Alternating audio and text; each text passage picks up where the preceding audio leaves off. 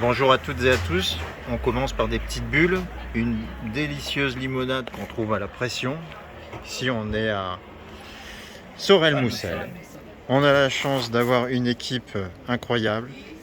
Monsieur le maire qui a permis cette association qui s'appelle La Petite Escale, qui propose un début de résilience alimentaire, on va en parler. Qu'est-ce que c'est donc déjà d'où parle cette initiative? C'est une initiative que j'avais entendu parler, d'une de mes collègues de Guinville qui m'avait dit qu'elle allait monter une petite épicerie participative. Mais ne sachant pas ce que c'était, je me suis renseigné, et puis voilà, ça a fait un bout de chemin dans mon esprit, et j'ai dit pourquoi pas. Et donc, fort de ça, par contre, il fallait créer une association, parce que la mairie ne peut pas gérer ce genre d'affaires. Oui. Et donc, j'ai cherché une présidente, parce que moi, dans toutes mes associations, c'est toujours des présidents. Présidente Caroline. Caroline. Voilà. Et donc, voilà, je leur ai expliqué ce que je souhaitais faire, s'ils étaient d'accord, partant. Et donc, on a créé cette association. Et depuis, donc, on a fait une ouverture un peu officielle le 17 juin. Exactement. Et depuis le 17 juin, excusez-moi, voilà, ça a pris des proportions. On a combien? 65 adhérents? 70, vous voyez, ça augmente tous les jours. Et donc cette épicerie, elle est ouverte le vendredi soir et le samedi matin. Mais je vais vous laisser la parole à l'association qui vous en dira beaucoup plus que moi. Voilà. Ok. Bon, donc chronologiquement, monsieur le maire, vous rencontrez une collègue, Voilà. une mère ou mairesse, comment dit-on? Mère. On peut dire les deux. Les deux. Donc une mère qui vous dit épicerie solidaire, vous vous dites bon, comment ça marche, vous vous renseignez, vous trouvez Caroline Hein.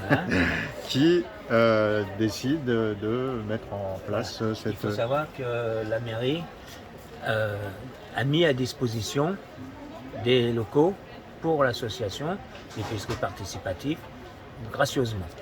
Bravo. Oui, et des meubles. Et les mains. On continue la chronologie de cette aventure. Donc, vous êtes sollicité, vous aviez déjà une expérience dans ces... Pas du tout, Pas du tout. pas du tout. C'est encore mieux. Non, on est parti comme ça, on a monté l'association, on s'est bien trouvé. Donc, Et puis après, on est pas. Donc la petite escale, l'épicerie participative c'est la petite escale et l'association c'est Épice-Sorel. d'accord.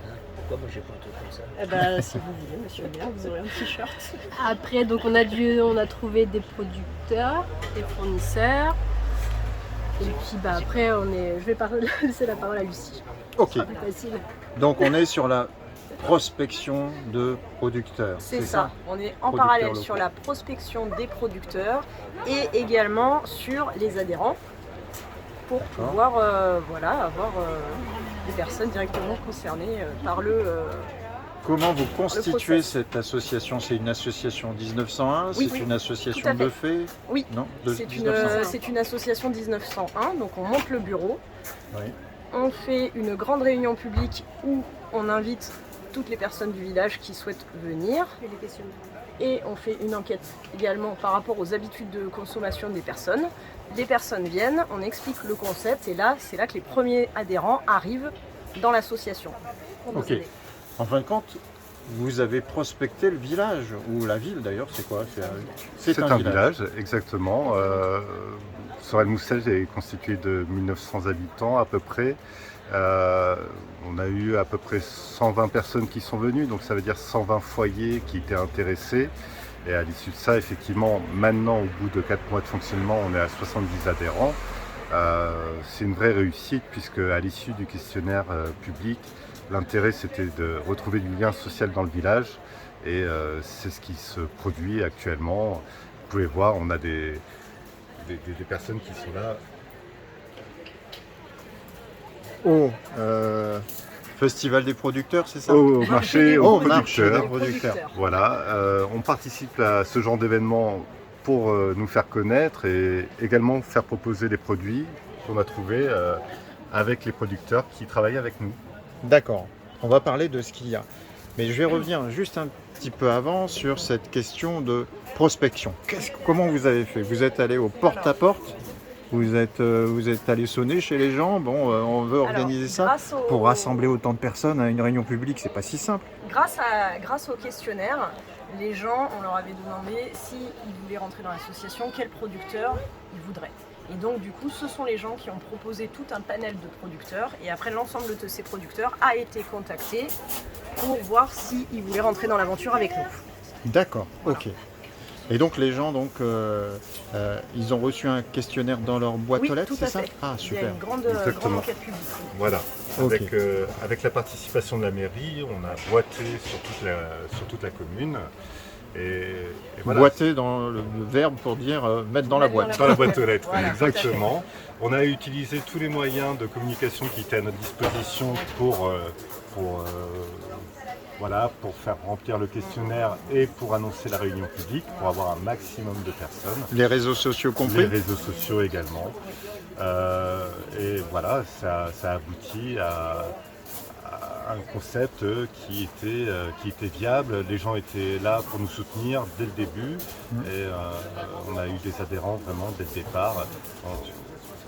Le simple fait d'avoir expliqué lors de la réunion publique le concept d'une épicerie participative, ça les a convaincus et voilà, une bonne partie du noyau dur déjà est venue grâce à cette réunion publique.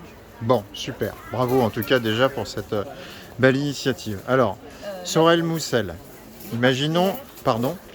Les partenaires également qui sont importants dans notre aventure. Voilà, donc on a bien évidemment la mairie, on en a parlé, et ensuite il faut savoir que... Il est encore là, monsieur le maire. Là, il est attentif. Nous avons été accompagnés par deux acteurs majeurs des épiceries participatives, c'est-à-dire Mon Épi, qui nous propose la plateforme qui met en relation les adhérents et les producteurs, et également l'association Bouge ton coq qui nous a accompagnés sur le process des questionnaires à la réunion publique et qui nous a permis d'obtenir une subvention pour des investissements dans l'épicerie. Voilà. Ok, alors on répète, on a Mon Épi, on les retrouve où? C'est monépi.fr, oui, c'est ça? Tout à fait. Ok. Monépi.fr. Et il y a Bouge ton coq, qui est une association qui fait la promotion de... Ils ont fait une page Facebook aussi. Ils ont un site internet, Bouge ton coq. Vous les retrouvez sur internet très facilement. Voilà, tout à bon. fait.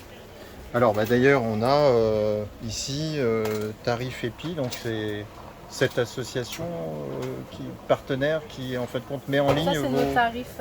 C'est nos tarifs. C'est nos tarifs. D'accord. Tout ce qu'on peut trouver dans l'épicerie. Voilà, c'est ça. Vous avez des légumes aussi? On a des légumes aussi. Qui sont Voilà. Des farines locales. Alors vous proposez donc des farines, des bières, du jus de pomme, des chips. Et après, vous avez des tartinades, du pâté de campagne. Alors, comment ça s'est passé pour ce pâté de campagne, là, vous m'avez dit En fait, les épis, c'est un maillage un peu partout en France. Vous avez énormément d'épis qui ont été ouverts à l'initiative de citoyens. Oui. Et certainement grâce au soutien de leur commune également. Et donc, par exemple, pour ce petit pâté qui vient du Pays Basque, on a été contacté par l'épi de Jouarre-Pontchartrain qui nous a proposé de réaliser une commande groupée. Et donc on a pu avoir des tarifs intéressants. Et comme nous sommes une épicerie participative et que nous n'avons pas de frais liés à des salaires, ce que nous achetons, on le revend au prix qu'on l'a acheté. Prix coûtant. Zéro marge. Ça, c'est Zéro marge. C'est ce qui est permis par l'association. Bravo. Exactement. Bravo. On se met en situation, imaginez. Donc, monsieur le maire est le chef des opérations de secours en cas de crise majeure. Doit-on le rappeler? Et puis, je ne sais pas si vous connaissez, le World Economic Forum, c'est là où toutes les grandes multinationales et les grands politiques de ce monde se réunissent et nous alertent un peu sur les crises à venir, dont les cyberattaques qui pourraient avoir des impacts aussi négatifs que la crise Covid. Imaginons, on se met en situation de crise et les cyberattaques neutralisent toute la logistique des supérettes et des supermarchés. Monsieur le maire, ça commence à craindre là, on peut vous le dire.